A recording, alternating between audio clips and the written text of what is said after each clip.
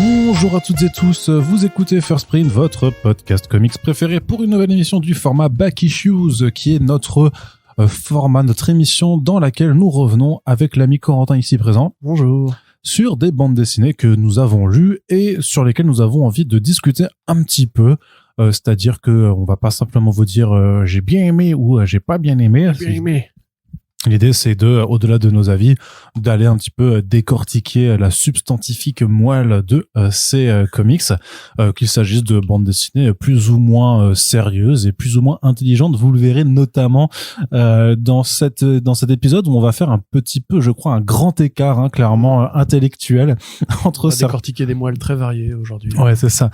Entre les différents ouvrages qui nous sont présentés. Et justement, moi, j'ai envie de commencer. Je me sens un peu Frenchy Shore dans l'esprit, tu vois, un peu très débile. Donc on va démarrer par Grizzly Shark. C'est un album qui est sorti il y a quelques mois maintenant, je crois. C'était à la rentrée chez Comics Initiative, une maison d'édition de comics indépendante qu'on ne vous présente plus.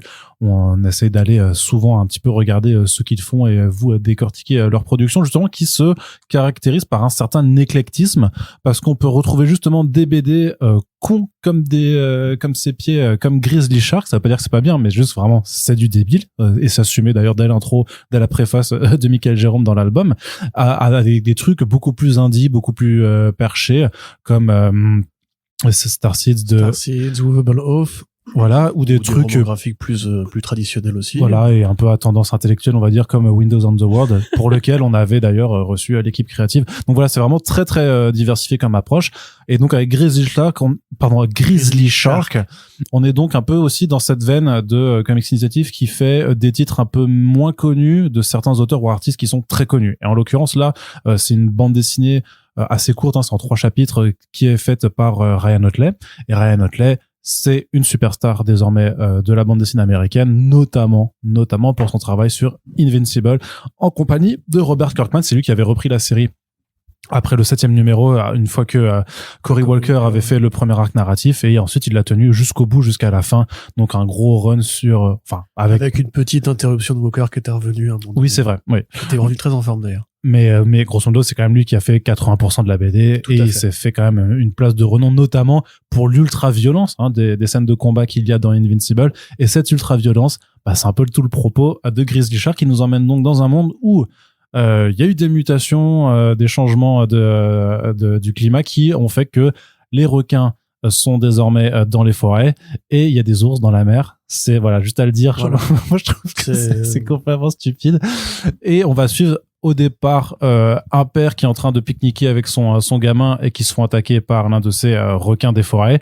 Et petit à petit, en fait, c'est toute une galerie de personnages plus ou moins stupides qui vont apparaître aussi, avec la promesse évidemment alors qui est pas forcément dans le titre VF, puisque c'est juste Grizzly Shark, mais la promesse qu'il y aura de l'affrontement donc contre des ours des mers, un petit peu à la façon des productions Asylum à la con. C'est très évident comme clin d'œil.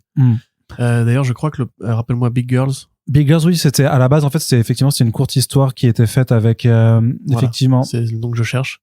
C'est James, non, Jason Howard. Jason Howard et Ryan Otley, qui sont potes, avaient prévu de travailler ensemble. L'un devait faire la série Grizzly Sharks, et l'autre devait faire un truc qui était Cyber, un truc comme ça. Et les deux séries devaient évoluer jusqu'à se croiser en justement référence au Mega Shark versus Giant Octopus, Mega Shark versus Mecha Shark, ou toutes les productions aussi Crocodilon, je sais plus quoi là. Voilà, et en fait ça c'est l'héritage de plein de trucs, déjà du mouvement culturel qui est né avec la sortie des Dents de la Mer, qui était à l'époque le grand blockbuster qui a inspiré des clones, des suites, des parodies comme Piranha.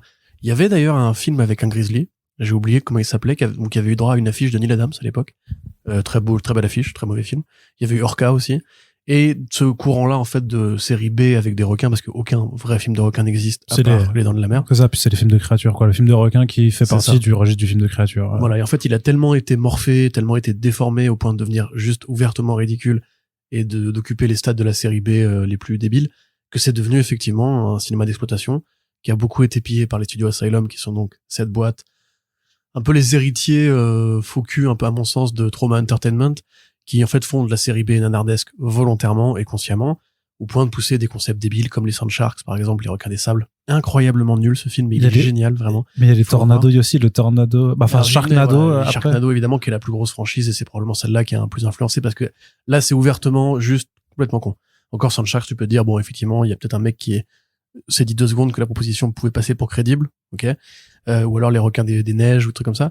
Là en l'occurrence Sharknado c'est juste des tornades qui trimballent des requins et les requins en volant croquent des gens. Voilà, c'est complètement débile. Je crois qu'il y a même une parodie de Trump dans un des épisodes, j'ai oublié le nom. Donc là, on est dans le même registre, c'est-à-dire que c'est c'est une excuse pour faire de la violence graphique et stupide. Et en fait, c'est très conscient de ce que c'est. C'est-à-dire que tu vois vraiment des gens qui se font croquer, qui se font couper en deux. Les requins, ils sont énormes. Il y a aucun problème de respiration. Tu vois des requins qui hantent les sous-bois.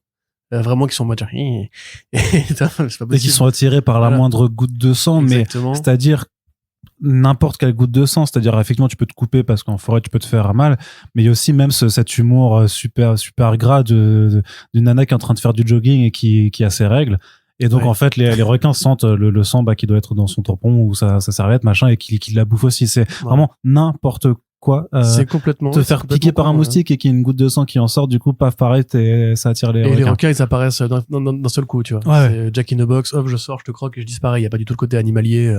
J'ai certains films de requins là c'est juste genre hey, et voilà t'es mort. Donc c'est stupide mais c'est le but et on va suivre un petit groupe de personnages, on va dire, qui va mener la guerre aux requins plus ou moins. On va tenter de survivre surtout. Voilà, survivre. Il y a des pages complètement starbées où t'as des mecs qui chevauchent des requins volants et tout. Après il y a effectivement le combat avec sans spoiler il y a effectivement donc les grizzlies des mers qui ont été sauvés, et même ça juste l'idée est folle. C'est-à-dire que en fait si t'as pas lu la préface, tu sais pas qu'en fait c'était un double projet à ce moment-là.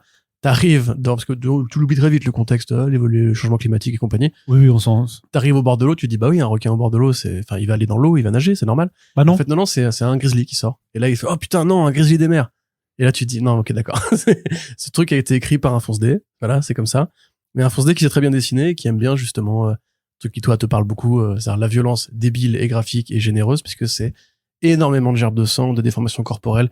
Il y en a un qui s'est bouffé le bas du ventre et qui passe tout le reste de la BD avec un bout de corps en moins, quoi. Mais avec ce côté absurde. Ah, vous pouvez prendre des Doliprane.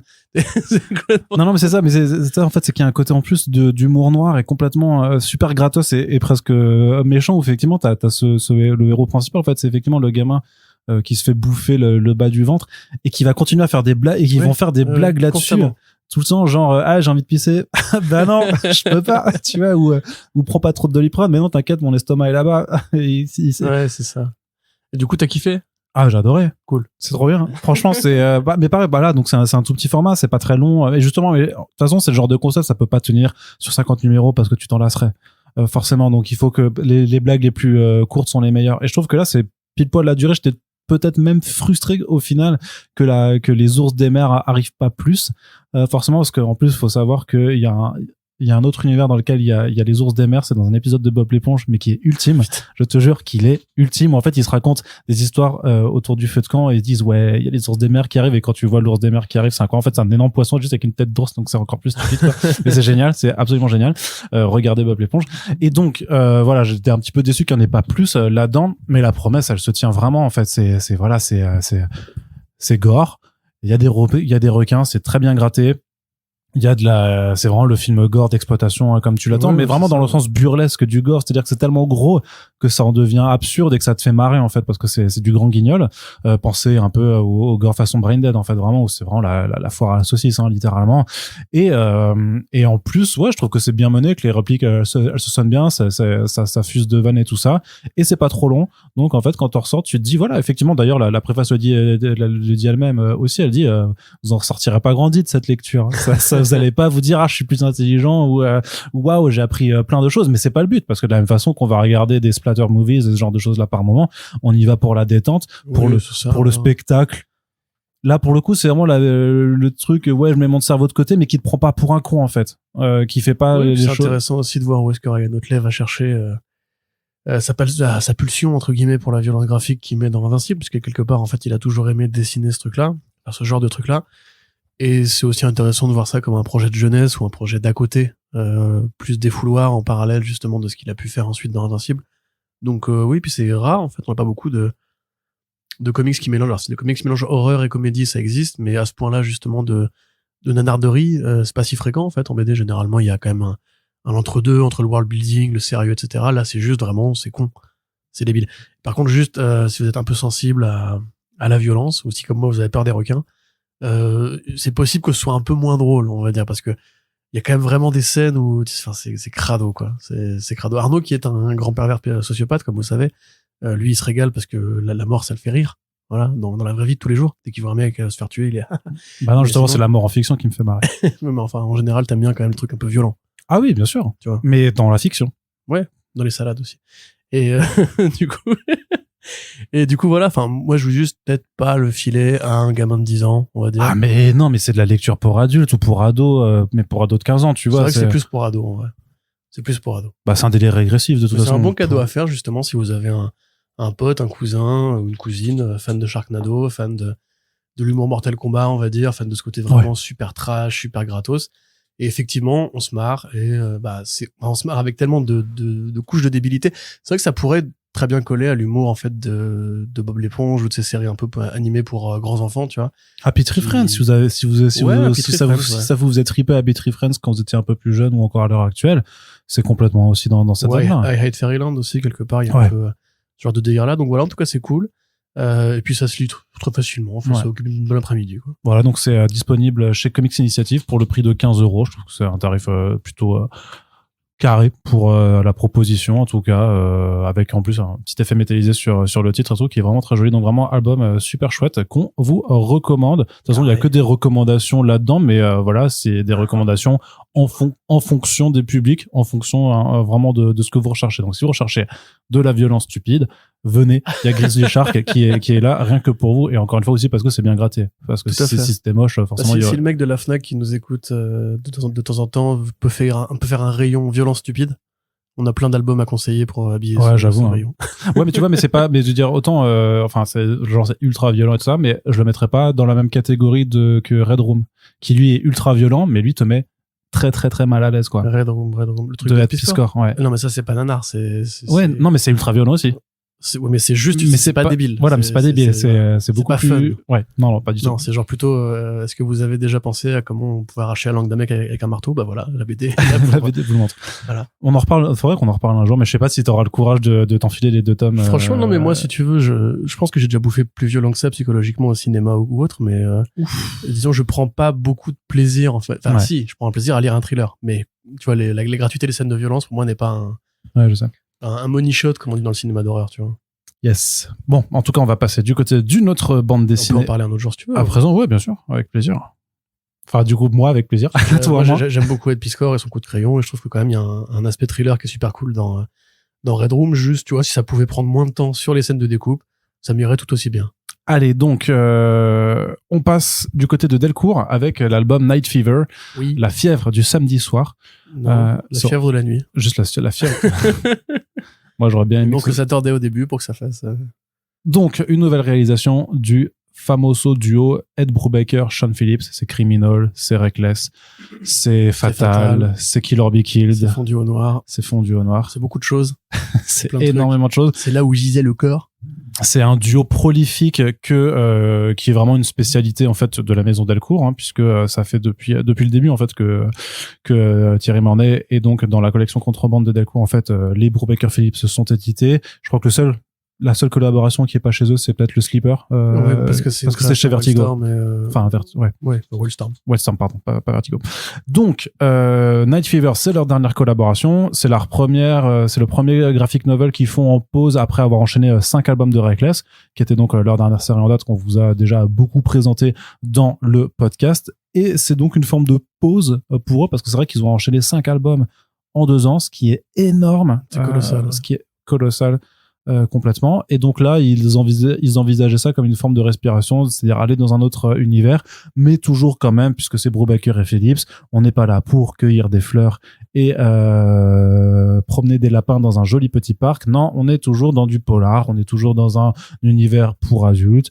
Et donc là, comment est-ce que tu présenteras un petit peu le pitch de l'histoire, qui quelque part moi me fait penser un petit peu à cet album avec le dessinateur de Bad Weekend. Yes, non, l'autre du coup avec les nazis. Reckless. Attends, Fatal. Non. Il y a beaucoup de nazis dans leur œuvre. Celui qui était court, Pulp, voilà, Pulp, pardon, ouais, qui me faisait un petit peu penser à Pulp, il y a un philosophique, tu vois, par rapport au... En fait, effectivement, comme tu l'as dit, c'est le premier album après Reckless. Je sens que Pulp est sorti juste avant Reckless. Et c'est, en fait, un truc qui avait déjà été infusé dans Pulp et même quelque part dans les différents arcs de la série, de la dernière série Criminal en date. Une envie, je pense, de ne plus faire de projets de très long terme, de se reposer en explorant tous les concepts et les idées que Brubaker avait probablement dû laisser en friche pendant qu'il faisait Fatal, qui a duré quand même pendant 30 numéros, qu'il y a Velvet qui avait duré 18 numéros, je crois, ou quelque chose comme ça. À 12 peut-être un peu plus, non, remarque, peut-être un peu plus, ouais. Reckless qui a duré quand même 5 tomes, et donc 5 tomes, l'équivalent de 6 numéros, ça fait environ 30 numéros, quoi, on va dire. Et je pense que maintenant, ils ont plutôt envie de faire des projets au coup par coup. Bah, si, quand même, c'est des albums de 180 pages. 200. Non, 112, c'est 112, à chaque fois. Bah, l'équivalent de 2 ans de travail, on va dire. Mais c'est quand même beaucoup de papier. Et ça restait papier. Une série chronologique. Donc là, à mon avis, le concept est plutôt de faire des petits projets autocontenus avec une idée, une réalisation, un développement, un nombre de pages qui ne s'interdit rien. C'est pour ça qu'on a eu là récemment l'annonce de Where the Body Was, que je refuserais d'appeler en français jusqu'à sa sortie, et qu'on aura probablement d'autres annonces dans le même genre. Donc c'est un truc qui part d'une idée toute simple. C'est un éditeur qui va dans une ville fictive d'Europe pour placer des projets. Donc un éditeur traditionnel, on va dire. Même un agent de droit en fait qui est là pour acheter les droits en fait dans un salon du livre qui se passe en France. Ouais, qui se passe en France et qui est très clairement calqué sur la ville d'Angoulême. C'est pas moi qui l'invente, c'est Sean Phillips qui nous l'a dit. Même si l'interview ne sortira jamais, il nous a dit oui, c'est Angoulême. Voilà. Il y a un peu d'Amsterdam, il y a un peu de Paris, il y a un peu de Londres, mais c'est Angoulême. Sur place, il découvre une sorte de monde nocturne. Une sorte de monde. Il y a un individu qui vient l'aborder, en fait, au moment où lui décide de suivre un petit peu les fêtes secrètes qui se terrent dans la ville, dans les bas-fonds, dans la communauté, on va dire, de ceux qui ont plus d'argent. C'est un peu l'équivalent de l'hôtel Mercure de la ville. Ouais. Sauf que les gens ont des masques et jouent au poker des grosses sommes et se tapent des prostituées, voilà. Et en fait, il va croiser un homme qui le reconnaît, parce qu'il s'est passé pour un autre, qui le reconnaît et qui l'entraîne dans une série d'aventures. Et cette série d'aventures va l'amener à se questionner sur les choix qu'il a fait. C'est-à-dire que lui, c'est un homme, voilà.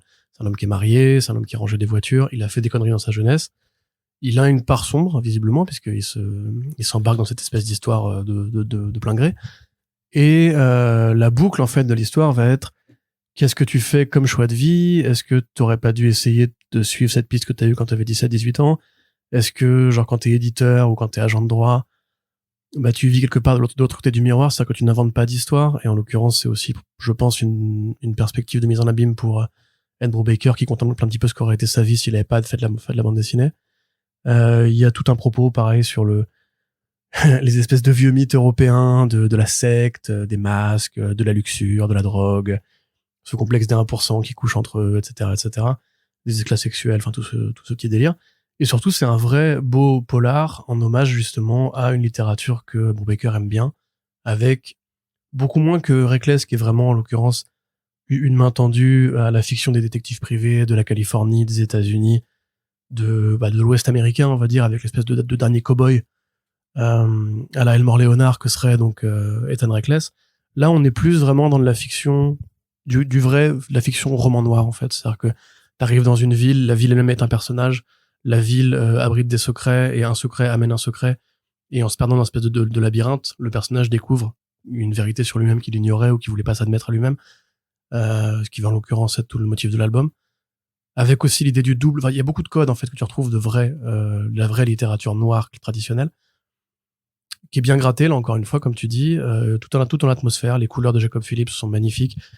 Des nappes atmosphériques bleues, roses, violettes pour symboliser la fête et la nuit. Ouais, l'ambiance nocturne est particulièrement bien retranscrite. Il joue beaucoup sur les silences dans les pages pour induire l'idée justement la ville a une sorte de respiration, de murmure. C'est comme un cauchemar réveillé en fait, ce qui se passe la nuit dans cet environnement par rapport au côté beaucoup plus quotidien, beaucoup plus tranquille et beaucoup plus en fait réaliste. Nous qui avons déjà fait des salons du livre ou des conventions de comics, voilà, on voit très bien ce côté, le stand, les mecs en costard cravate qui vont d'un bout à l'autre pour dire ah t'as vu machin, il est à tel stand et compagnie. Est-ce que ça peut avoir de rébarbatif aussi quand t'as 40 balais, que t'as cette carrière dans la BD que Brubaker a lui? Et en fait on imagine voilà probablement qu'il va extrapoler sur justement l'ambiance nocturne qu'il peut avoir une ville comme Angoulême où tu vas avoir la petite fête avec tous les éditeurs, etc., ou avec tous les scénaristes et compagnie, et tu te dis mais ça se trouve après quand ils rentrent dans leur chambre ils tapent un gros rail de coke ou quoi, j'en sais rien, et lui après il y met un peu ses frustrations. Il y a un propos par rapport à la violence aussi. et au cauchemar justement, parce qu'il y a une vraie place à l'onirisme dans cet album-là, du fait que le mec est déraciné de chez lui, puisqu'il va en Europe, et l'Europe pour les Américains, ça reste le vieux continent, ça reste le coin des vampires, ça reste le coin des vieux aristocrates. C'est comme dans American Vampire, quand t'avais la scène avec les vieux aristocrates, justement. T'as ce côté, c'est encore là où se terre tout le passé un peu honteux que les États-Unis ont quitté en amenant la modernité des gratte-ciel, des villes, etc., etc. Là, c'est plus justement un truc qui fait à la fois très horreur, on pourrait dire, parce qu'il y a vraiment, comme tu le disais, un côté Eyes Wide Shut. C'est vraiment notamment, oui, à partir du moment où il découvre l'envers du décor, l'envers nocturne du décor avec les riches. Là, ouais, pour moi, c'était immédiat, en fait. C'est Eyes Wide Shut. Tout à fait. Il y a un côté aussi un peu David Lynchien. On peut très bien imaginer des notes de saxo et tout, un peu planant et ce côté, voilà, la recherche de l'identité du personnage principal. Qui en fait à un moment donné ne sait pas s'il va renoncer à sa vraie vie ou est-ce qu'il va du coup se dire que tout ça était un joli cauchemar réveillé. Moi franchement je me souviens que le Comedy des Comics m'avait alpagué sur Twitter pour me demander ce que j'en avais pensé. À l'époque je ne l'avais pas lu. Anecdote complètement inintéressante et inutile, je suis allé à Londres cette année avec Océane, peu de temps après la sortie de Night Fever d'ailleurs, et il y a un comic shop à Soho dont j'ai oublié le nom malheureusement, je suis désolé, ce n'est pas Forbidden Planet. On est passé parce qu'ils ont un rayon fanzine underground que j'aime beaucoup aller fréquenter. Et quand on arrive, qui est-ce que je vois sur les stands? C'était quelques semaines après qu'on l'ait eu en interview d'ailleurs. Sean Phillips. Et Jacob Phillips qui signait justement les albums de Night Fever. Alors malheureusement, ils étaient avec des vieux fans qui tchatchaient beaucoup. Puis moi, je veux pas passer pour le stalker qu'il avait interviewé 2 semaines plus tôt et qui le retrouverait en mode genre je te suis. Mais c'était assez marrant parce que justement... Il t'aurait pas reconnu. Non, il m'aurait pas reconnu. Mais c'était assez marrant parce que justement, en fait, la façon dont lui il en parle, et il nous en avait déjà parlé, avec les gens, etc., en fait, c'était quelque part une sorte d'hommage rendu et au côté français et au côté se déplacer justement, quitter son patelin pour aller dans une ville que tu connais pas, où t'as aucun repère, etc., etc. Et en même temps, lui, quand il t'en parle, il va te dire, bah oui, mais c'est Brubaker qui pose toutes les idées. Moi, je ne fais que copier et compagnie. Et c'est assez curieux parce que quand tu mets ça en parallèle avec Cover, par exemple, qui a aussi des bouts de ça, en fait, tu vois, justement, de référence à des vraies topographies. Donc, Cover de Brian Bendis. Oui, pardon, oui. Et une interpolation entre ce côté, la vraie vie... Et David Mack, pardon. David Mack, ouais. La vraie vie d'un personnage qui travaille dans les milieux artistiques et l'édition, et une fausse vie qui va être la partie fictive de l'album, du côté tueur, du côté on se promène en Europe et compagnie. Je pense que c'est peut-être un peu un rêve, enfin une sorte de voie toute tracée pour les scénaristes et les artistes, justement, de se dire et si en fait je partais de ma vie personnelle mais que je m'imaginais qu'en fait j'étais un agent secret et compagnie. Ce que je trouve plutôt charmant en l'occurrence. On trouve aussi des petits bouts de psychédélisme dans cet album, avec des visions un peu hallucinées de drogue et tout, qui la touche plus à un côté SF, tu vois, qui serait pareil, un truc qu'on pourrait voir chez Lynch, qu'on pourrait voir dans d'autres cinémas comme ça. Mais sans réponse claire ensuite de la part. Non, sans réponse claire. Bah en fait la réponse c'est on peut pas spoiler, mais grosso modo la réponse elle est volontairement inassouvie parce que ce que je disais, parce qu'en fait c'est l'idée de l'album, c'est qu'est-ce qu'aurait pu être ma vie. Évidemment, le but du titre n'est pas de répondre à ça, parce qu'on est dans un polar, on n'est pas dans un film où à la fin le mec rentre heureux avec sa femme et ses gosses et dit j'ai fait les bons choix et tout. Enfin, c'est pas un film de Jim Carrey, quoi. Là, l'objectif c'est plus de poser cette question au lecteur en lui disant regarde, tu vois, là il prend un autre chemin qui amène plein de questions, plein de découvertes, mais en même temps, bah il peut pas répondre puisque justement il faut quand même qu'à la fin ils se disent mais je sais toujours pas où j'en suis. Et c'est ça qui est vachement bien foutu à mon sens. C'est vraiment un album qui fait crise de la quarantaine à fond, je trouve. Ouais, ça par contre, ouais. Et oui, bah vas-y. Et que je trouvais, non, mais c'est juste que par rapport à cette absence de réponse, où moi j'étais frustré en fait. Non pas que c'est pas bien d'avoir une fin ouverte ou d'avoir une fin un petit peu amère, hein. D'ailleurs, je trouve qu'elle laisse un sentiment assez amer, cette lecture à la fin. Parce que t'es dans quelque chose de pas forcément heureux, parce que mine de rien aussi, en fonction de l'âge à laquelle vous lisez cette BD, c'est sûr que je pense que tu l'abordes pas pareillement si t'es étudiant fan de Brubaker Phillips ou si t'approches de la quarantaine ou que tu l'as dépassé, parce que forcément tu remets aussi ensemble, parce qu'il y a vraiment des interrogations qui je pense te parlent déjà à toi en tant que trentenaire et qui te parlent encore plus si t'es dans la même situation que le personnage, c'est-à-dire maqué, des enfants bien rangés, ce genre de choses là. Donc c'est bien parce qu'elle te fait vraiment te soulever pas mal d'interrogations. C'est vraiment une sorte de lecture où c'est vraiment une plongée en fait dans un univers parallèle. En fait, c'est vraiment ce sentiment qu'il arrive très bien à retransmettre, d'être perdu. Vraiment, le personnage est perdu et tu te perds avec lui en suivant son chemin. Et à la fin, pourtant, il me manque un petit peu quelque chose, tu vois. C'était pas pour moi le Brubaker Phillips qui m'avait forcément le plus transporté. Et peut-être parce que tu as pas toutes les réponses ou que j'attendais peut-être d'autres réponses aussi au parcours du personnage par rapport à ce que j'ai eu de peut-être plus balisé, on va dire, dans le cadre du polar de ce duo. C'est parce que justement, c'est un truc qui joue sur les zones de gris et les zones d'ombre, et en fait, c'est à toi de noircir un petit peu, d'éclaircir ce que tu n'as pas compris. Enfin, pas compris ou juste pas eu en retour. Tu vois, c'était pareil pour Pulp, quelque part. Pulp était super court. Pulp m'a fait frustrer aussi, hein, remarque, hein, tu vois. Donc il aime rien, ce garçon. Et en même temps, tu vois, j'ai pas aimé le My Heroes Have Always Been Junkies. Je comptais pas en parler, mais tu creuses ta tombe tout seul. Je sais que tu m'en veux depuis cette année-là. Mais non, mais justement, My Heroes, si t'avais lu tout Criminal, tu saurais qu'en fait, on a toutes les réponses. C'est très différent de là. Je sais que c'est moi le péché. Mais après, non, moi, peut-être que je suis un peu un obsessionnel, mais ça me parle toujours autant, en fait, parce que je pense que j'arrive très bien à voir ce que Brubaker va mettre, enfin, comment est-ce qu'il place chaque œuvre dans son rapport personnel à la fiction. Tu vois, c'est comme dans Criminal, justement, le héros est un fan Dick Lawless est un fan de comics. Il va digérer Archie Comics, par exemple, dans un des albums, le dernier des Innocents. Dans Bad Weekend, il peut imaginer un petit peu comment ses idoles à lui ont vieilli, comment c'est Jack Kirby, John Buscema, etc., les légendes de l'époque, sont accueillis maintenant dans les conventions modernes. Quelque part, Pulp, c'est pareil, c'est aussi la crise de la quarantaine d'un mec qui se voit comme le dernier américain, ou le dernier, parce que c'est un auteur aussi dans Pulp, hein. Le dernier porte-flingue américain, le dernier héros de western, le dernier héros de polar. Et là, je trouve que c'est un peu le revers de Pulp, dans le sens où Pulp, en fait, il va chercher la gloire qu'il avait avant, enfin, il va chercher la gloire que le héros américain, avec le sicot à la ceinture, avait avant, tout en mettant cette part d'ombre et d'autocritique et tout. Là, c'est plus l'inverse. En fait, il dit non, mais tu vois, en fait, la normalité, c'est pas du tout satisfaisant. Et la vie n'est pas satisfaisante, et tu peux être installé dans une routine qui te satisfait, avoir des signes extérieurs de confort qui te satisfont, mais en fait, ça veut pas dire que t'as résolu tes problèmes personnels.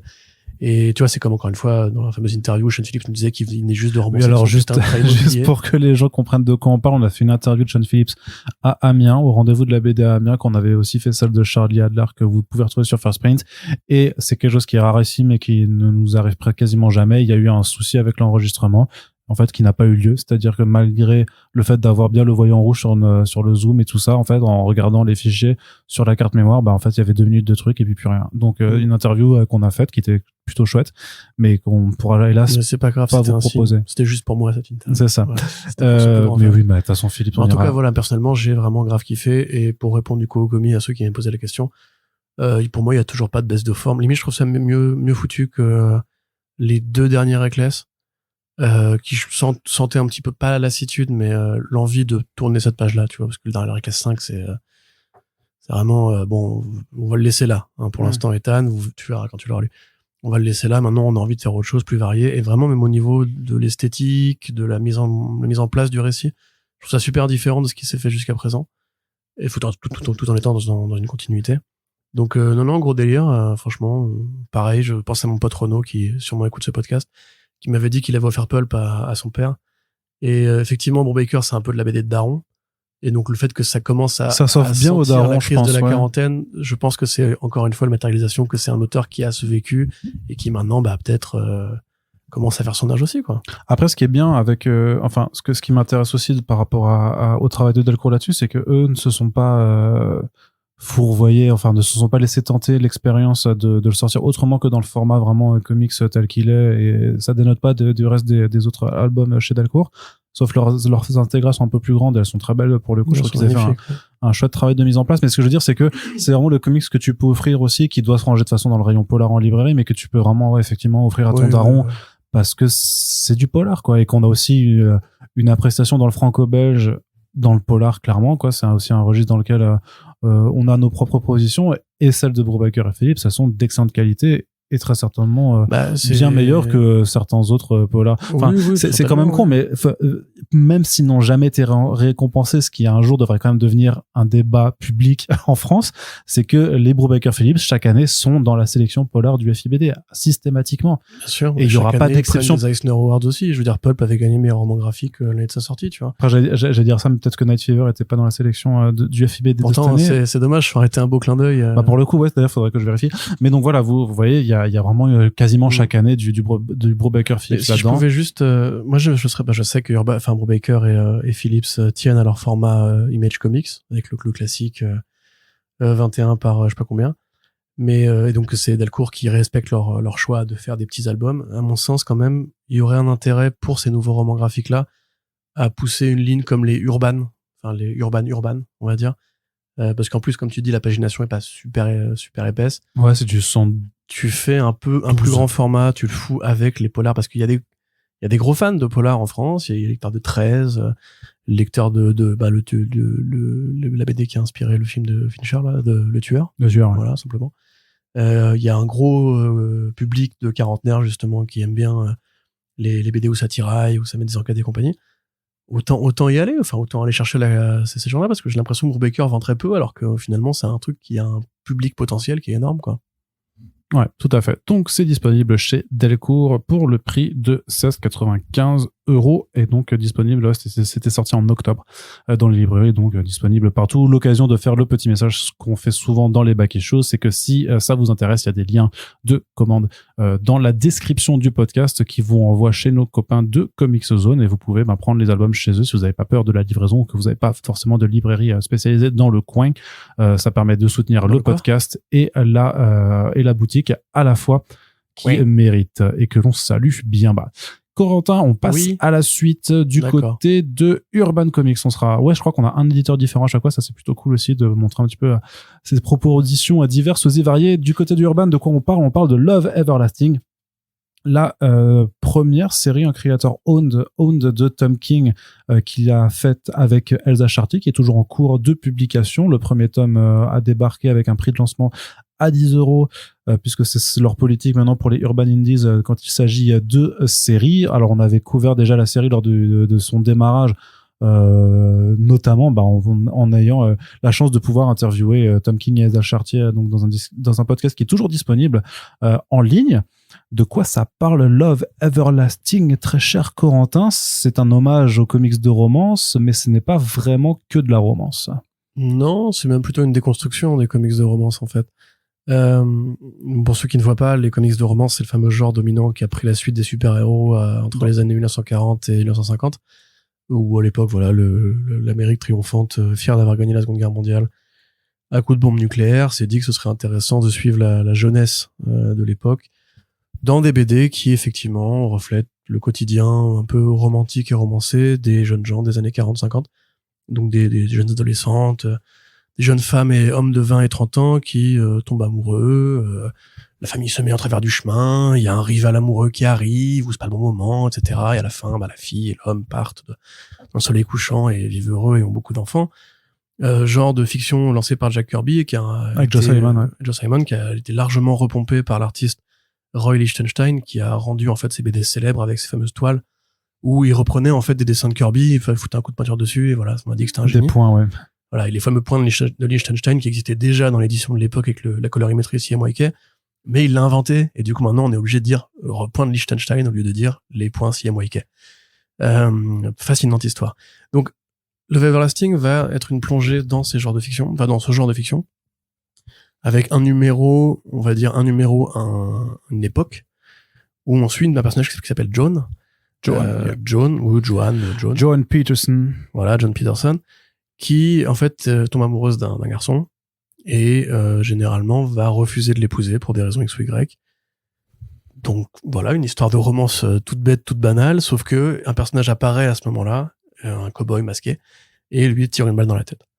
Et là, elle se réveille, et elle est encore dans un comics de romance, à une autre époque, dans des codes un peu différents, et à nouveau, elle va tomber amoureuse d'un autre homme, etc., etc. Et on se demande un petit peu, parce qu'elle commence à réaliser que la réalité dans laquelle elle évolue n'est pas forcément celle d'un comics de romance, est-ce qu'elle est réelle elle-même? Est-ce que ce qui se passe autour d'elle est réel? Est-ce qu'elle ressent vraiment les émotions de ces personnages? Et pourquoi elle se souvient de ses précédentes rencontres? Et alors, le premier tome ne donne pas de réponse à cette question, évidemment, mais il va suivre dans 5 numéros, 5 périodes et 5 itérations de Joan, enfin 4 itérations de Joan, et un numéro qui va, à la fin, plutôt ouvrir les portes de l'intrigue méta qui se tient entre qui se profile, ouais. Alors c'est bon, déjà évidemment ça va sans dire, c'est exceptionnellement beau. Elsa Chartier est encore en très grande forme. Moi je commence à en avoir un peu marre de dire du bien de cette nana, parce que à force je vais répéter, héritière de Darwin Cook, super coup de crayon épais, avec un ancrage qui est merveilleux, des personnages super expressifs, un sens de la narration et de l'occupation de l'espace, qui est merveilleux. Le travail d'hommage est très bien fait, parce que ça reprend justement au sein d'un numéro, on va avoir plusieurs fausses couvertures qui renvoient donc aux fameuses couvertures des Young Romance de l'époque, avec le personnage qui pense, qui dit. C'est vraiment les dialogues, ce qu'on appelle les. Pas épouser Bobby par qu'elle regarde ma collègue de l'école. C'est les dialogues covers vraiment. Voilà, c'est ça. Et c'est vraiment super bien foutu. La mise en couleur de Matt Hollingsworth, extraordinaire. Et quel couple génial d'ailleurs. Parce que déjà justement que Chartier utilise vraiment bien l'espace avec la mise en couleur de Hollingsworth qui va rajouter des surfaces sur les visages ou des surfaces en arrière-plan. On a vraiment un dessin qui est vif, qui est beau, qui fait rétro tout en étant très moderne, je trouve, dans les mouvements et tout. Et surtout, vraiment, c'est l'expressivité que je retiens, moi, les sourires, les regards de ces personnages. Et en plus, c'est ça, c'est que faut y faire super attention parce que ça traduit très très bien. Oui, absolument. Et ça se verra encore plus dans le second tome, dans le deuxième arc narratif. C'est vraiment sur l'état d'esprit de John qui évolue perpétuellement dans la façon dont elle découvre effectivement ce qu'elle est en train de vivre et comment, en fait, sa façon de le vivre change autour. Oui, et ça passe par ses regards, par ses expressions. Tu vois justement tout ce qu'elle a repris des vieux comics d'autrefois, pardon. T'as cette scène dans le numéro qui fait plus Archie Comics, on va dire, dans les années 50 avec John lycéenne et son mec lycéen, où ils sont dans une des pages d'introduction sur un plan. Merci Arnaud. Voilà, bon, Arnaud a travaillé sur l'album, donc voilà, il connaît tout par cœur maintenant.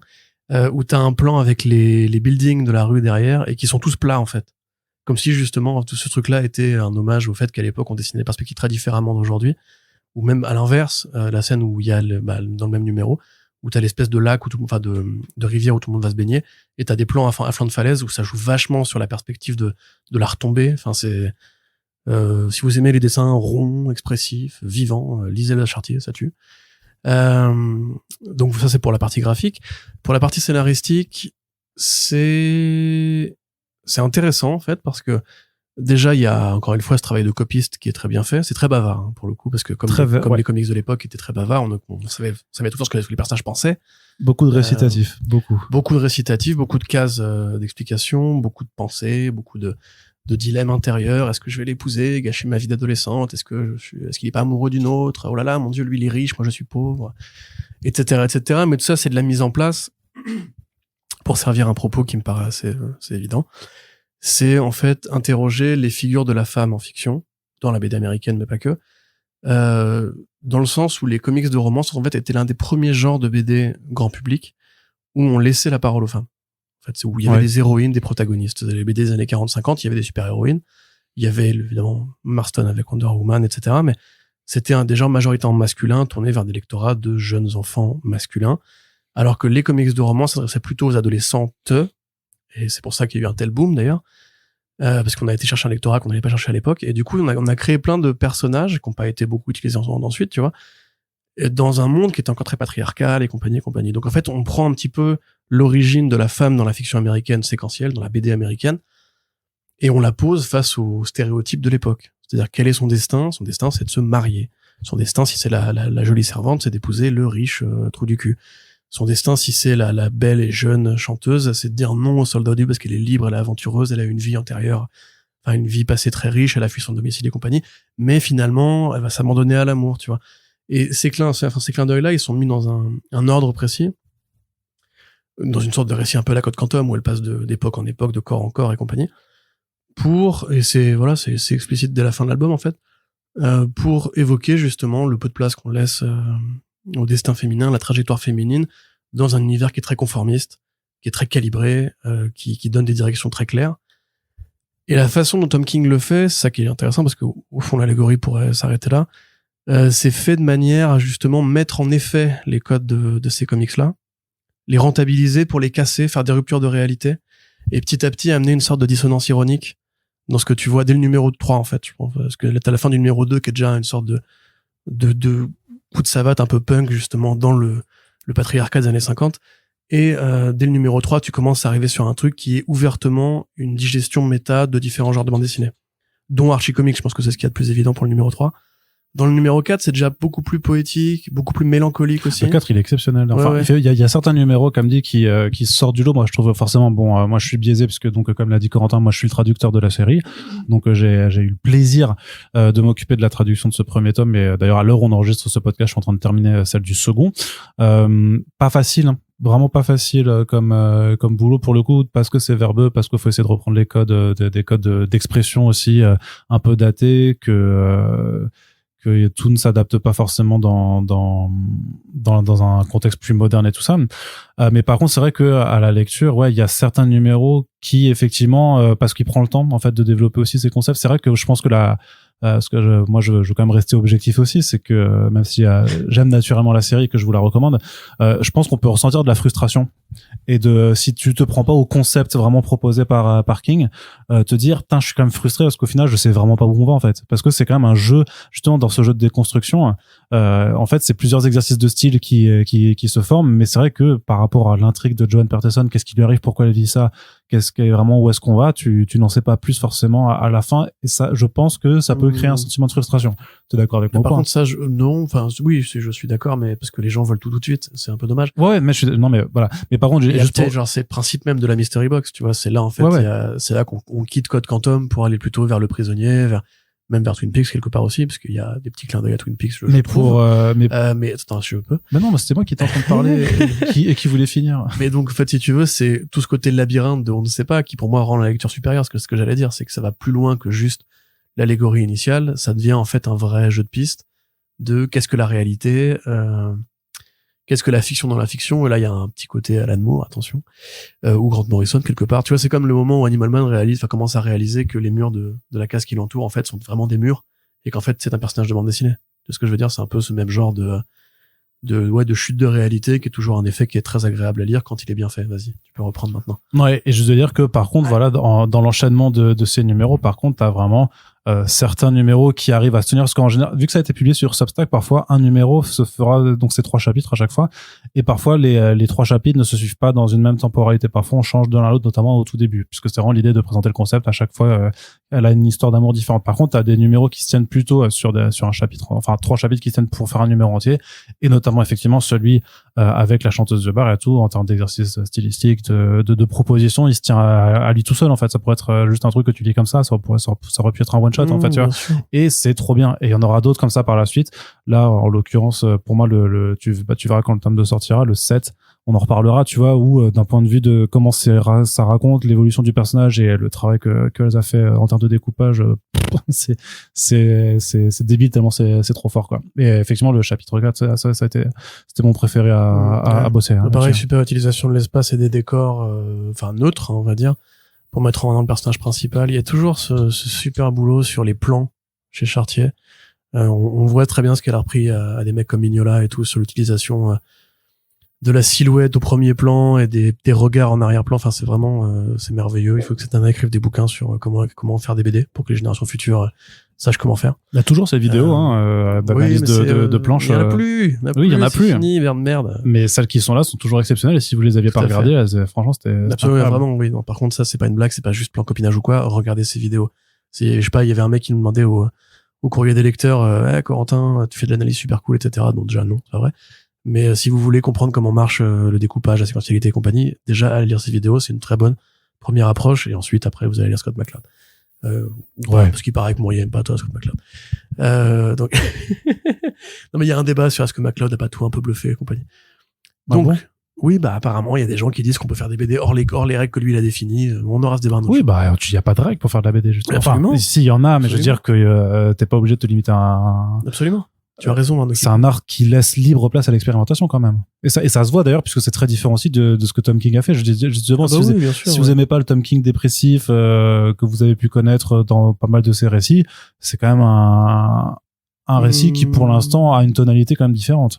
Ouais, après ça c'est le Tom King d'il y a longtemps quand même. Déjà là, Danger Street, c'était vachement différent. Dans Danger Street, les lecteurs AVF ne le connaissent pas encore. Bon Gotham City Year One, c'était assez différent. Il a quand même gagné en panoplie de style. Là, je trouve quand même qu'on reconnaît des bouts de Mr. Miracle quand même. Déjà le fait de la situation d'emprisonnement, évidemment, et surtout le rapport à la réalité. Tu vois qu'à tel moment dans Mr. Miracle, quand il fait une interview avec des rires dans la salle, c'est façon de Jimmy Fallon. Tu te souviens de ça, Arnaud? Tu m'écoutes pas du tout là. Il hoche la tête, mais c'est pas vrai, mais il hoche la tête, on va dire que oui. Et tu sais, t'as cette espèce d'effet de bande vidéo qui passe devant, où il explique son suicide et tout, comme une mise à distance du réel, ou même la présence des personnages des New Gods, comme Stanley, c'est quoi son nom? Je suis dans les New Gods déjà, Jack quelque chose. T'as tout ce rapport entre justement la réalité de ce que vit Tom King et la façon dont il va créer un environnement avec les comics et l'histoire des comics. pour moi, oui, on est dans une sorte de continuité par rapport à Mr. Miracle, mais qui aurait été, peut-être parce que c'est un personnage féminin et que il a peut-être plus de mal à se mettre à la place, qui aurait été un peu décousu de l'auteur ego, on va dire, enfin de l'ego de l'auteur, on va dire, ego dans le sens personnalité, pour devenir un truc plus à la Severance, tu vois, une série high concept où on t'explique qu'il y a ce truc surnaturel qui arrive, on sait pas pourquoi, ou à la Damon Lindelof, qui arrive, on sait pas pourquoi, et on va comprendre pourquoi. Tu sais, ça me fait penser un petit peu le numéro 5, à l'épisode de Westworld où on réalise que l'homme en noir, en fait, est le jeune qu'on suivait depuis le début, ou en fait, même au début de Westworld, où l'homme en noir arrive et paf, il tue l'héroïne, il tue l'héroïne, et il fait ce qu'il fait à l'héroïne. Et ce côté, c'est super cruel, et justement pris dans un côté, t'es dans un monde de fiction qui est cruel envers les femmes, et il faut que tu comprennes que c'est un monde de fiction pour ensuite le rattacher à la réalité et comprendre qu'en fait, on te parle justement d'un truc qui est très humain.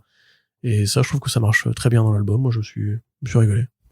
Voilà. Et alors, Ball, je dirais que évidemment, c'est un no-brainer, chers amis. Bah oui, c'est sûr. Alors, c'est sûr que c'est la stratégie pour un peu vous pousser à vous lancer dans les séries, sachant que le prochain arrive, je crois, au début 2024. Ça va sortir assez. Allez au boulot là. Hein. Ah oui, non, bah oui. Alors. Oui, c'est vrai. Je m'y remets dès qu'on a terminé d'ailleurs d'enregistrer ce podcast. Ensuite, Corentin, on termine déjà ce podcast avec un gros pavé, un autre bouquin important aussi qui s'appelle Immortal Sergeant. Alors, à l'heure où on enregistre, je crois que l'interview de Joe Kelly et Ken Niimura arrivera 24 heures après, ou non, sera déjà sorti, pardon. Ah, mais tu veux pas arrêter d'interviewer tout le monde Bah non. Désolé, je fais mon taf. Là, tu veux encore me répéter ce qu'ont dit les auteurs. Bon, vas-y, je t'écoute. Ah non, je dis rien là-dessus, parce que pareil, là aussi, disclaimer, j'ai un petit peu travaillé dessus dans le sens où je me suis occupé, non pas de traduire, mais de faire ce qu'on appelle la préparation de copie, c'est-à-dire la relecture, donc de pouvoir en fait relire et corriger à la traduction de Maxime Ledin. Mais là aussi on va dire mais Arnaud du coup il corrompt partout machin truc, et j'ai envie de dire écoutez, si vous suivez vraiment ce que j'ai écrit et ce que je dis dans le podcast depuis au moins 4 ans, je crois que vous connaissez mon rapport à Joe Kelly et Ken Niimura, donc qui est le duo qui a fait Kill Sergeant, donc vous saviez a priori Kill Giants, j'ai dit non, t'as dit Kill Sergeant. Ah pardon, I Kill Giants. Du coup, ouais. freudiquement, c'est intéressant. Ouais, c'est ça. Donc, I Kill Giants. Donc, si vous connaissez mon rapport très particulier, personnel à cette œuvre et donc à cette équipe créative. Donc, de toute façon, après, moi, je t'avoue, j'étais, pour moi, j'ai vu beaucoup de gens qui disent, ouais, c'était impossible de faire mieux que I Kill Giants, mais avec Immortal Sergeant, ils l'ont fait. Pour moi, c'est pas vrai, tu vois. Pour moi, I Kill Giants, ça reste quand même ultime, mais parce que forcément, c'est un truc qui, pour moi, maintenant, est devenu beaucoup trop personnel. Donc, Immortal Sergeant, de quoi ça parle, Corentin? De quoi ça parle? Un road trip. Tu sais, à chaque fois, je te fais le pitch, en fait. Je peux pas t'en empêcher, en fait. Je te fais le pitch. C'est l'histoire d'un flic. Déjà, ça commence bien. C'est l'histoire d'un flic. C'est l'histoire d'un poulet, qui est au bord de la retraite, qui est un poulet un policier à la Dirty Harry, oui, c'est la référence la plus évidente. Il est même cité dans l'album, d'ailleurs. Mais qui est, pour le coup, ça c'est pas juste l'auteur qui l'a dit, c'est dans la BD, enfin, qui est inspiré de la figure paternelle de Joe Kelly, qui était également flic. Oui, de toute façon, tu sens qu'il y a clairement des points de repérage. Donc, vous l'aurez deviné, ce monsieur a eu un enfant qui fait des jeux vidéo, qui lui-même a fini par se marier et faire des gosses, et au moment où son père va prendre sa retraite, s'organise une petite fête, une petite réunion familiale avec la maman, la belle maman, parce que la mère du héros est devenue lesbienne et a épousé une femme, la femme du héros, les enfants du héros, tout le monde va se réunir à la casa familiale, et pour fêter en fait le départ à la retraite du papa. Sauf que le papa, en fait, il a œuvré sur une affaire il y a très longtemps, dont le coupable, qui était coupable du meurtre d'un enfant, est sorti libre, il a été remis en liberté par le tribunal et il a pu s'enfuir. Et donc, le flic est resté pendant 35 ans à attendre le moment où il pourrait résoudre cette affaire, où il pourrait mettre la main sur le salaud qui a tué la gosse, pour probablement le buter, puisque la justice elle-même fait son travail selon la police. Et au moment où les gamins arrivent, en fait, le flic tombe sur un suspect qui pourrait l'emmener à la personne en question. Donc, il va prendre son gamin sous le bras et il va partir dans un road trip, comme tu disais, à travers la Géorgie. Super bêta qui nous a donné Ray Charles. Et voilà, on va explorer un petit peu la relation entre le père et le fils, sachant que le père est la vision la plus archétypale et la plus réaliste probablement du vieux flic des années 70-80. Il est raciste, il est homophobe, il est sexiste. C'est un vieux con. Probablement qu'il cognait son gamin. C'est pas dit, mais il a la main un peu lourde. Il est alcoolique, il a du cholestérol, il a la gâchette facile, il n'hésite pas à provoquer les emmerdes parce qu'il sait qu'il est flic et qu'il ira jamais en cabane. Donc voilà, personnage assez insupportable, mais du coup très vrai, il sonne très vrai, et Joe Kelly le fait parler comme un vrai agent des forces de l'ordre qui assumerait très bien que oui, les Noirs font plus de crimes aux États-Unis, donc c'est normal d'être raciste. Voilà, ça c'est genre une genre de phrase que vous pouvez trouver dans cet album. Et à l'inverse, le gamin, lui, qui a été écrasé par la figure de son père et la violence de ce qu'il a subi quand il était petit, même s'il déteste pas son paternel, il a quand même du mal à lui parler, à lui faire face, en fait, à l'affronter. Lui, il est devenu... C'est lui son propre géant, quoi. Exactement. Comme c'était aussi un propos de la première BD. Mais bon. Il est devenu donc designer de jeux vidéo. Donc comme Joe Kelly est devenu scénariste de comics. Et d'ailleurs, Joe Kelly travaille dans l'animation aussi, donc. Mais il a créé Ben 10. C'est évident. Tout à fait. Son studio a créé Ben 10. Donc voilà, c'est plutôt chouette. C'est chargé en émotions. C'est vraiment une histoire père-fils, avec tout ce qu'elle peut avoir d'écorché vif par endroits. Tu me dis quand tu veux m'interrompre. Hein. Ouais. Ok.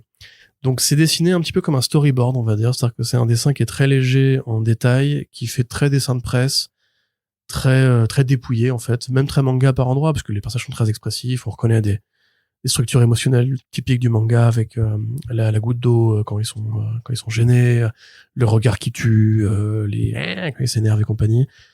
La petite famille est très mignonne. On voit aussi justement ce que Joe Kelly peut projeter dans ses relations personnelles à ses proches. C'est assez vivant, c'est assez bien foutu. Il y a des trames qui font très manga avec les bagnoles aussi. On voit les hommages au cinéma des flics des années 90, 80, 70. On voit donc du Dirty Harry. On voit du L'Arme Fatale.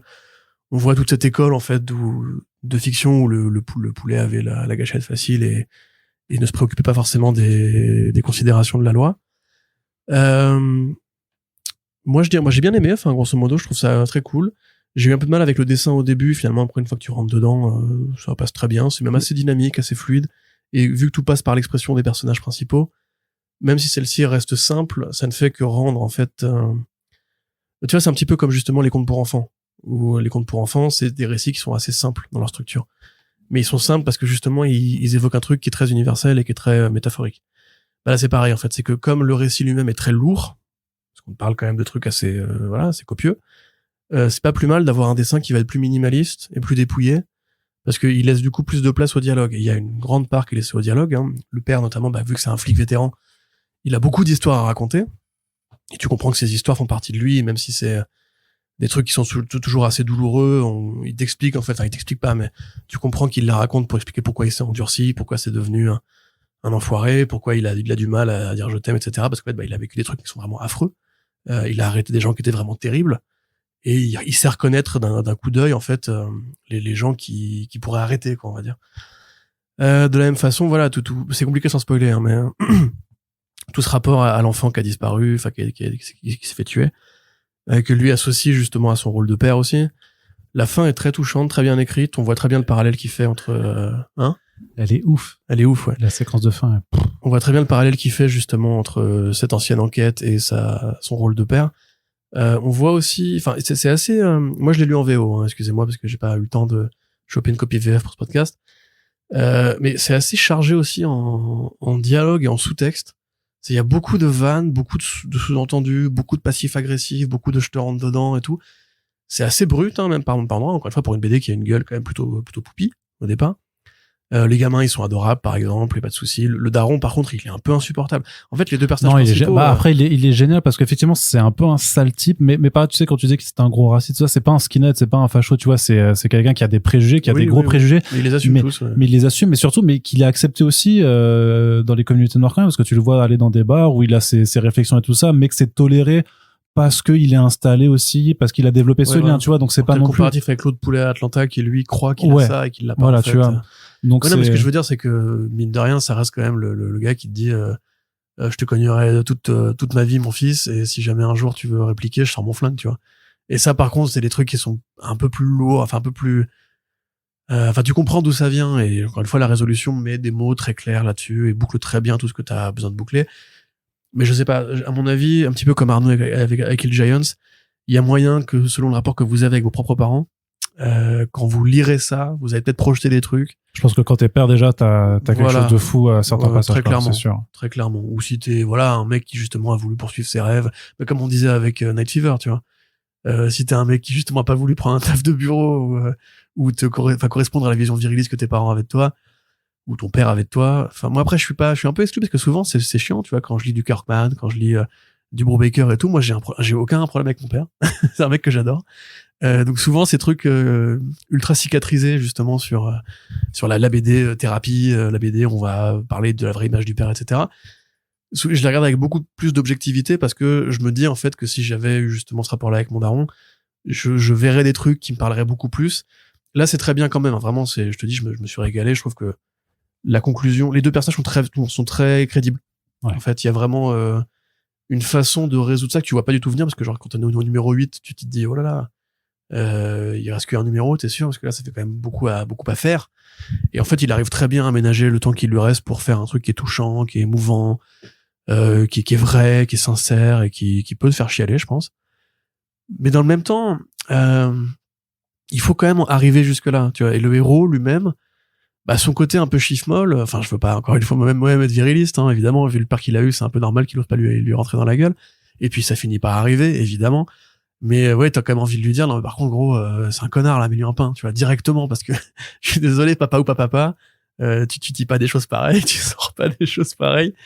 Et après, ça participe du côté authentique de l'album. Moi, franchement, j'ai préféré ça à Kill Giants, mais encore une fois, parce que j'ai pas de biais personnel dans I Kill Giants, donc je peux pas me projeter dans ce que ça fait d'avoir justement la situation que vit l'héroïne à ce moment-là. Je trouve ça plus grand, plus complet. Parce que c'est plus long aussi. C'est plus dense, non, mais dans les thématiques abordées, c'est extrêmement dense. Hein, et l'exercice graphique qui mixe tradi et numérique aussi, qui en fait, ouais, je trouve vraiment l'enveloppe graphique est super intéressante parce que au départ, tu te dis, ouais, non, mais attends, il bâcle, là, c'était aussi, enfin, c'est le trait de Nimura, tu vois, c'est toujours été assez à l'économie. C'est un mec qui est dans le déplacement, dans la séquentialité, dans la recherche de la pose ou du détail, tu vois, et c'est ça qui fonctionne, c'est que t'as quand même, parfois même le fait de cette liberté que Nimura a de pouvoir prendre peut-être même 4 planches pour juste un type qui tire sur des pièces pour s'exercer, mais qui va le faire avec un sens du découpage qui fait que le moment où il tire, par contre, tu vas te le prendre en pleine face et que t'as la préparation et ça vit vraiment, en fait. Oui, avec le bang et tout. Ouais. Beaucoup de travail sur les onomatopées d'ailleurs dans cet album aussi. Mais non, mais je te dis, graphiquement, je trouve qu'au début, tu mets un petit temps à ce que tes yeux s'habituent, entre guillemets. C'est pas le truc le plus, simple d'accès, on dirait, mais au final, après, vu que tout passe par l'expressivité, par le mouvement et par les trames, je trouve que du coup, le décalage est super intéressant. Tu vois, ça fait vraiment, pas expérimental, c'est pas le terme, mais ça fait un contraste qui est super agréable, justement. C'est que ce qui est dit avec cette réalité des personnages, cette situation que tu pourrais très bien imaginer dans la vraie vie et qui, évidemment, part pas de rien pour Joe Kelly. Mise en contexte avec un truc qui fait beaucoup plus BD pour enfants, beaucoup plus dessin de presse, beaucoup plus gribouillage et tout, ça, pour moi, ça amplifie l'effet en fait du scénario. Donc non, je me suis bien régalé. Je pense qu'Arnaud vous en parlera mieux que moi, mais en fait, ensemble, tout est réussi. Enfin, il y a pas de faute de rythme, il y a pas de faute dans les dialogues. C'est puissant, c'est bien narré et tout. Par contre, voilà, il faut juste accepter que il faut accepter de tolérer les deux héros que vous allez suivre dans l'aventure, parce que des fois vraiment c'est dur de rester en fiction avec un personnage où t'as juste envie de lui dire mais gros, mais secoue-le, quoi. Enfin, te laisse pas parler comme ça, parce que vraiment c'est une ordure, le daron. C'est une putain d'ordure. C'est J.K. Simmons dans Oz, tu vois, c'est un vrai enfoiré, quoi. Ouais, mais c'est l'enfant que t'aimes bien suivre aussi, parce qu'il a une gueule, parce qu'il a un chara-design, et tu comprends quand même que c'est pas quelqu'un de fondamentalement mauvais, en fait, tu vois. Je pense que, ou alors c'est juste que toi t'es devenu beaucoup trop, ouais, probablement. beaucoup trop wokiste pour. Moi, j'imagine vraiment que le mec, il a du sang sous les godasses, hein. Ah non. C'est pas le genre de, non, mais pour le coup, c'est pas le flic qui tire sur un noir qui lui tourne le dos, quoi, tu vois. On n'est pas dans cette démonstration-là, non. Ou alors, franchement, je sais pas non, vraiment, pour le coup, non, moi, je l'ai vécu comme ça, pour le coup. Ah ouais, ouais, je pense que, non. Pour le coup, par contre, il y a une vraie interrogation là-dessus, parce que Joe Kelly le dit dans la postface, et il disait dans l'interview qu'on a faite aussi que, oui, que ça lui paraissait impossible de faire une BD sur un flic en 2021, du coup, quand il commence à envisager le projet avec Black Lives Matter, de pas aborder ces questions-là et justement de pas mettre en scène un personnage de flic blanc qui plus est, qui aurait été irréprochable, propre sur lui et tout ça. Et donc c'est pour ça qu'il y a toutes ces réflexions-là, quoi. Mais après, oui, c'est tout le discours à la fin du gamin qui va justement affronter ce truc-là. Et même lui, la façon dont il voit son père, c'est un mauvais gars, mais c'est un bon flic. Ouais, mais de toute façon, c'est quelqu'un qui, de toute façon, pour moi, un portrait qui est super, qui est vraiment superbement dans la nuance, en fait, d'avoir quelqu'un qui est fait, mais qui est bourré je suis d'accord. Moi, je le trouve pas, c'est pas quelqu'un à qui j'aurais pas envie de parler, tu vois, parce que j'ai connu des gens, en fait, avec qui je suis vraiment pas d'accord du tout, avec qui, clairement, on est en opposition totale et que j'ai pas envie pour autant de baffer, tu vois, mais par contre, où t'as envie de lui dire, ouais, effectivement, tu peux pas dire ça, mais t'as envie de dire, mais pourquoi, en fait? Qu'est-ce qui dans ta trajectoire, dans ton parcours, en fait, fait que vraiment tu penses comme ça. Tu vois, c'est pas quelqu'un qui va défiler là dans je sais plus quelle ville avec ses 80 potes fachos pour se faire rétamer la gueule ensuite, tu vois. On n'est pas dans ce cas de figure. Bref, ça pour dire que il y a un travail par contre de caractérisation qui est assez exceptionnel. Et ouais, c'est que dans l'ensemble du déroulé de ce long road trip qui pourrait très bien prendre effectivement 4 numéros de moins pour pas avoir ses à côté, mais justement c'est les étapes en fait qui forgent du coup si je peux pas finir, c'est compliqué. Bah oui, c'est compliqué, je sais bien, mais tu fais ça constamment pour moi aussi. Non, c'est pas vrai. Non, moi je trouve que la durée elle est parfaite. J'étais vraiment en fait juste que c'est éreintant en fait d'assister à justement ce père qui a un tel enfoiré avec son gamin, en fait. C'est ce que je veux dire. Ouais, c'est lourd. Non, mais c'est vrai que c'est lourd. Mais je veux dire que les étapes aussi construisent la dynamique de cette relation, d'installer graduellement. Disons que le volte-face aurait pu arriver plus tôt, tu vois. Mais il y a des scènes comme celle du Diners qui arrivent assez vite, où il parle avec la jeune serveuse, mais qui, moi, je trouve est exceptionnelle, en fait. Dans la façon dont il raconte, dans la façon dont tu vois comment le dialogue commence à installer cette relation entre le personnage et puis la ligne finale quand il est dit. Enfin, pour moi, déjà en VO j'étais soufflé, putain c'est fort, et en plus je trouve que pour le coup Maxime Lodin fait un travail exceptionnel pour retranscrire ça, et la relecture à la VF elle est encore plus folle, quoi. Donc non, vraiment je trouve que c'est un bouquin qui est hyper puissant dans ce qui dégage, dans ce qui dégage à la fois, je trouve à plusieurs niveaux, c'est-à-dire à la fois cette échelle très personnelle du père et du fils, de tout ce qu'il peut y avoir comme non-dit, comme difficulté dans la structure familiale qui est propre à chacun. Forcément, tout le monde n'a pas des rapports difficiles avec son daron, comme tu le disais toi avant, mais je pense que ça peut quand même te parler. En tout cas, surtout, c'est vraiment la façon dont c'est réel, en fait, dont tu ressens que c'est des vrais putains de personnages que tu pourras avoir à côté de toi et avec qui tu pourras avoir une discussion. Et puis, sur l'angle plus global aussi, sur effectivement ce que ça raconte de l'évolution de l'écart des générations, de la façon dont on pense, la façon dont c'est plutôt drôle aussi, je trouve que le personnage du coup de la femme de Ken, héros, ouais. en fait c'est une caricature de Ken, c'est Ken qui s'autodessine, mais ça fait aussi qui apporte une forme de légèreté, qui justement contrebalance en disant ok, ton père c'est un vieux con, mais qu'il prend à la vanne, en fait, qu'il prend à son propre jeu, même son ex-femme du coup qui lui rentre dedans aussi. Je trouve qu'il y a plein d'instants comme ça où c'est super punchy dans les répliques, quoi. Et ouais, et puis Ken qui fait aussi sur c'est marrant ce que tu disais sur l'approche du storyboard, mais que t'as aussi là, moi ça m'a rappelé, il y a certaines scènes qui m'ont rappelé dans l'utilisation notamment d'onomatopées comme ça en tout grand sur des planches, ce qui a été fait sur The Few de Hayden Sherman, où t'avais exactement la même double page, où c'était un décor minimaliste et juste l'onomatopée en rond, mais qui signifie en fait l'importance du geste qui était faite. Et voilà, donc t'as vraiment plein de séquences comme ça qui sont vraiment incroyables. Donc vraiment pur bouquin, mais j'en étais convaincu de toute façon avant même de l'avoir lu, juste quand il l'avait annoncé tous les deux, je savais que les deux ensemble, parce que c'est pareil, c'est chiant de le dire maintenant parce qu'en fait, je sais que l'interview a déjà été mise en ligne, mais que c'est Joe plus Ken ensemble sur la couverture, c'est pas un effet de style, c'est que vraiment il n'y a pas un scénariste et un dessinateur, c'est une histoire qu'ils ont pensé ensemble tous les deux, ils l'ont co-construit, et et c'est une alchimie, enfin ça se voit que les deux ils sont faits pour bosser ensemble, et que vraiment c'est des orfèvres, quoi. Franchement c'est des orfèvres de la BD. J'aime pas tout ce que Joe Kelly fait en dehors, tu vois. Je suis pas fan de tout ce qu'il a fait en mainstream non plus, même si j'aime beaucoup le début notamment de son Deadpool avec Ed McGuinness pour ce que ça a apporté, le Superman aussi, le truc sur l'élite et tout ça.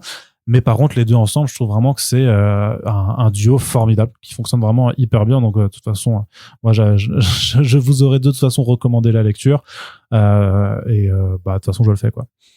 Bah oui. Là-dessus, y a pas, je change pas de fusil à d'épaule, donc voilà, hyper content que ce soit enfin sorti. Et donc c'est disponible chez iComics pour 29,95 €, donc un prix important.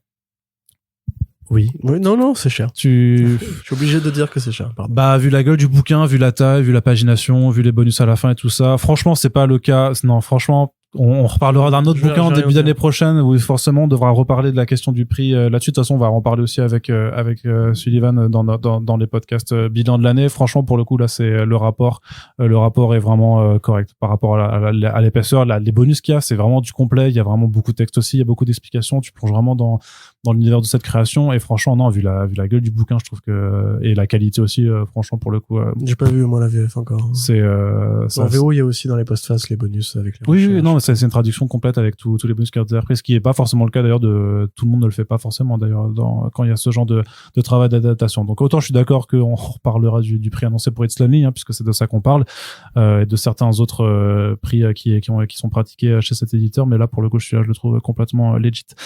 Corentin, oui, on en a fini. Oui. De toute façon, du coup, on en a fini. Non, je disais, de toute façon, je dirais, tu me le proposes 50 €, moi, je l'achète quand même parce que c'est Immortal Sergeant, parce que c'est Joe Kelly qui est tu vois, là-dessus, moi, de toute façon, là-dessus, je ne suis pas objectif écoute, je pense que les gens sont de ton avis. Hein? Je pense que les gens sont de ton avis. Oui, non, et puis il l'avait compris de toute façon. Donc, c'est la fin de ce podcast. On espère que ça vous a plu. N'hésitez pas à nous le faire savoir si ça vous a plu d'écouter cette émission. Et dans ce cas-là, vous pouvez la partager sur les réseaux sociaux un petit peu partout. En parler à votre libraire également. Si vous êtes libraire, faites comme l'ami Benoît de la Fnac La Défense, faites un petit encart First Print recommandé par First Print si ça vous fait kiffer. Il y en a aussi qui le font. Il y a aussi Morgan qui le fait à Metz et ça fait toujours plaisir de voir parfois vos photos là-dessus. C'est très très cool et donc à très bientôt pour le prochain podcast. Salut.